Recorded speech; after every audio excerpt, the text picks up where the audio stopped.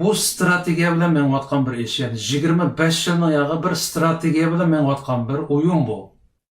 Ya'ni bizning Uyg'urlarda bu bundaq bir strategiyani tuzib, izchil davomlashtirgan bulardan boshqa hech kim yo'q. Endi bu strategiya kimninki foydasiga, kimning planiga esketyapti deganga qarasak, Bay Abdurahimjon deb o'tdi, isboting bormi deydiganga javob topa olamiz. Masalan deylik, Xitoy 7 nomerlik hujjatdan chiqargandan keyinla aniq degan. Biz chet eldagi shu milliy bo'lgunchilarning orasiga o'zimizning odamlarni joylashtirib, ashuni birsi ittifoqsizlashtiramiz, yana birsi biz boshquramiz deb aniq degan. Shundan keyin bir odamlar bir xil shakllarda o'zi yetakchilik qilmagan bir o'quvchilar harakatlariga yetakchi atilib, Beijingga berib, Navoiyxona oshxona bo'lib, turuqsiz 2 yil tarbiyalanib keliblar, bu ishlar bir strategiya bilan minishga boshladi. U jiraqtikini qo'yib turayli. Rabiya xonim shu qurultayni qurultay qilgan odam. Xalqimiz shu Rabiya xonimni saylagandan keyin bu ayol 13 yil tirishish orqali bu qurultayni iqtisodimi bor, dunyomi to'nuydigan, nupuzimi bor bir tashkilotga aylantirdi. Shu chaqda Xitoyning ko'ziga muqib qadalgan Xitoy nima dedi? Biz Rabiya Qodirni mush Uyg'urning qo'li bilan ko'chadan o'tgan chashqan qo'timiz degandi. Ya'ni Uyg'urning qo'li bilan sesdib her bir Uyg'ur tukurdigan, ko'chada o'tgan chashqan urda qoladigan chashqanga aylantiramiz degandi. Biz bu vaqtdagi tirishchiliklarni ko'rdik.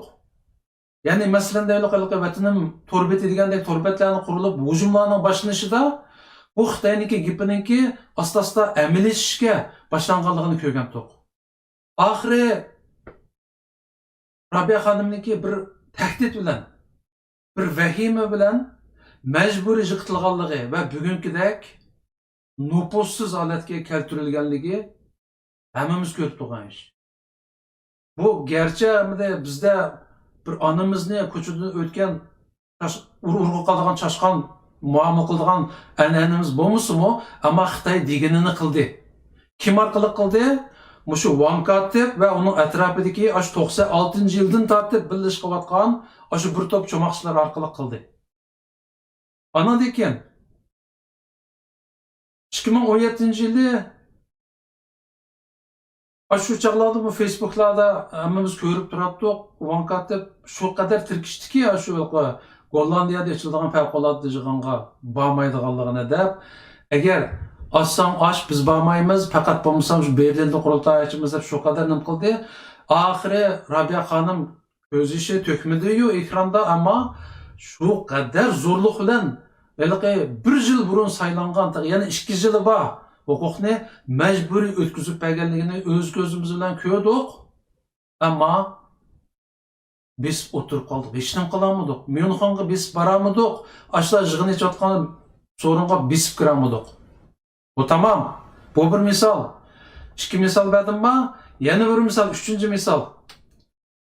Xitoy mushu lagerlarni qurib, millionlab Uyg'urlarni akirib, ishida ün-tünsiz, istutaksiz qirayotganda dunyo buni sezib qilib Xitoyni ayblaganda Xitoy nima dedi?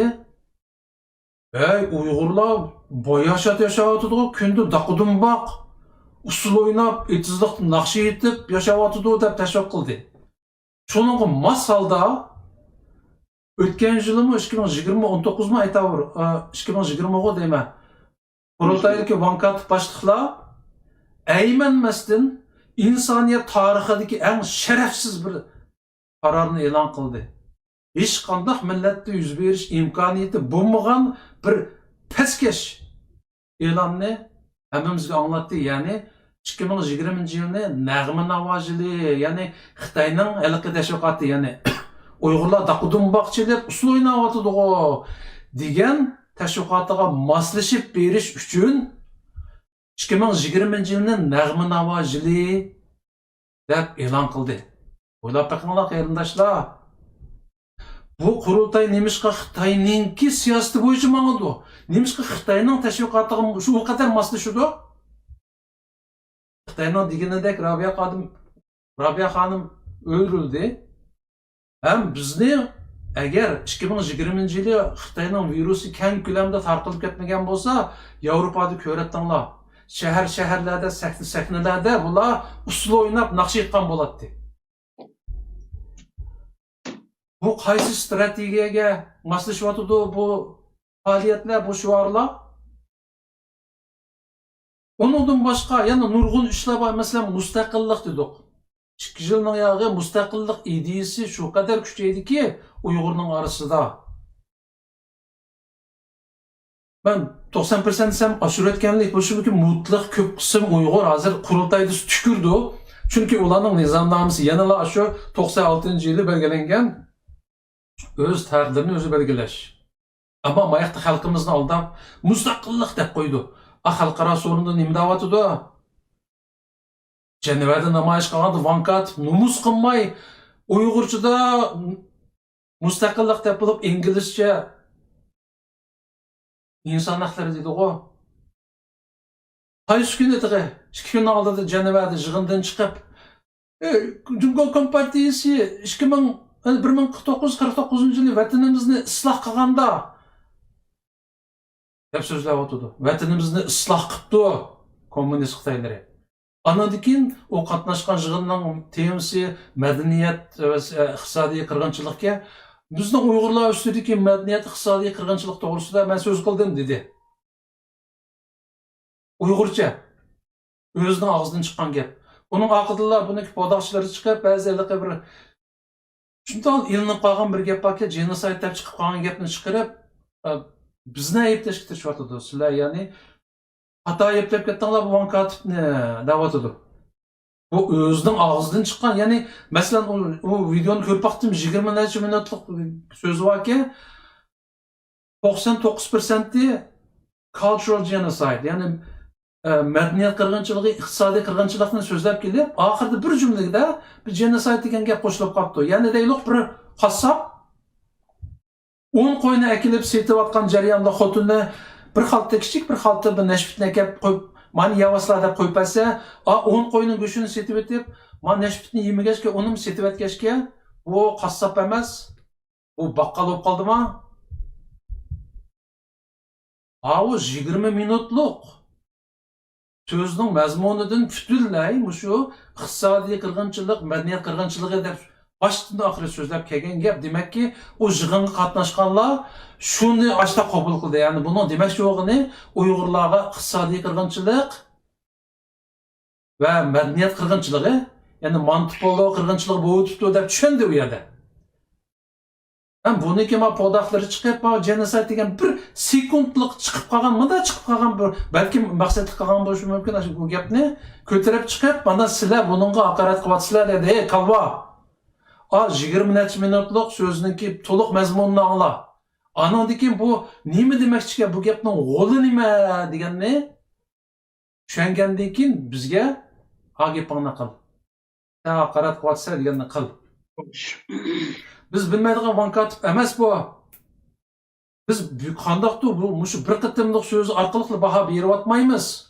10 necha yildan buyanqi izchil shu Xitoyning sizib bergan sizig'i bo'yicha menayotganligi uchun, biz buni mohiyatini to'liq ko'rib olganligimiz uchun biz ishimiz, biz uni isbot deb tushundik. Ya'ni 10 necha yilning yog'i buning qilganlarininki shu Xitoyning dumbuqiga usul o'ynash ekanligini o'z ko'zimiz bilan ko'rib, his qilg'ashqa bizga isbot kerak emas. Shuning hammasi isbot. Ko'zimizda turibdi, to'liq isbot. Agar aqling bo'lsa, sen bu bizdek tafakkur qilsang, uni isbot deb qabul qilsa, bu odamning mohiyatiga bir ikki qatimliq gap so'zi bilan emas, 10 necha yillik faoliyati, ish faoliyati orqali baho bersa. Endi shu chaqda ko'z oldingda hammamiz tarixni varaqlab munofiq deymiz-ku. Ko'z oldingda munofiqning hayot tirik faoliyat qilayotganligini ko'ra olaysan.